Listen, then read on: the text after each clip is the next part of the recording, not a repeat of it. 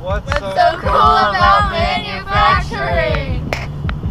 My great-grandfather, Gleason Lewis, founded this company in 1941, and he wanted to harvest some timber off their farm, and it just grew from there.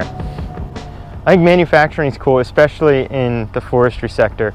It begins going out into the forest, marking trees, then the loggers come in, cut the trees down, haul them to the sawmill, and debarked, cut into squares, into blocks called cants, and then from there lumber slabbed off.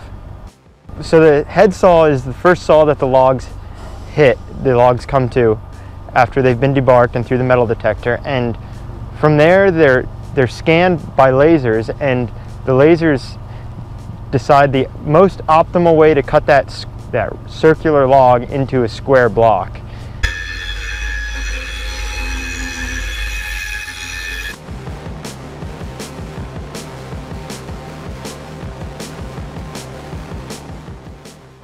The wood chipper takes any waste material that is produced in the mill and essentially grinds it into smaller pieces that can be used for heating or other wood products.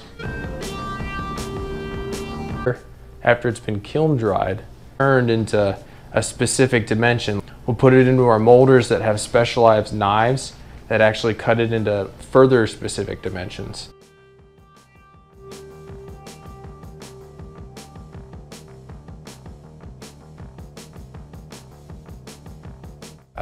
By finding unique characteristics in the lumber that I was looking at all day, and I kind of picked these individual pieces that I really liked that I saw. I planed and milled that myself and eventually glued that into a tabletop.